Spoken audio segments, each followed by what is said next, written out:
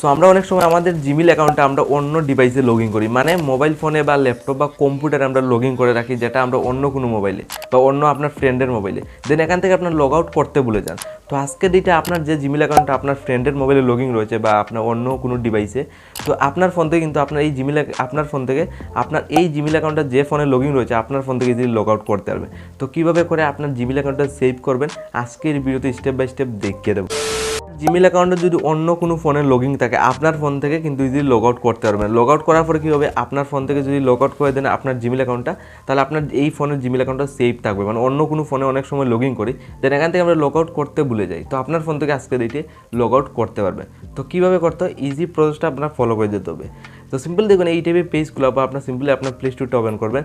তো play স্টোরটা open করবো, এখানে একটা জিমেইল আইডি ফলো করুন। দেখুন একটা জিমেইল আইডি শো করছে। তো এই জিমেইল অ্যাকাউন্টটা আমার টোটাল অন্য কোনো ফোনে লগ ইন আছে কিনা আমি এটা দেখতে পারবো। আর লগ ইন থাকলে আপনি কীভাবে লগ আউট করবেন অন্য ফোন থেকে এটাও আপনার দেখতে পারবেন। তো গুগল অ্যাকাউন্টে জাস্ট ক্লিক করে দেবো।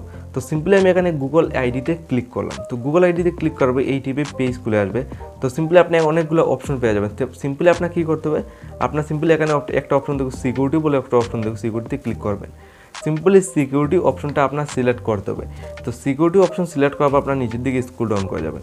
তো এখানে আপনার অনেকগুলো অপশন পেয়ে যাবে, আপনার ফোন নাম্বারে সবগুলো এটাও দেখতে পারবে। তো ম্যানেজ অল ডিভাইস বলে একটা অপশন আপনার ফলো করুন, দেখুন ম্যানেজ অল ডিভাইস।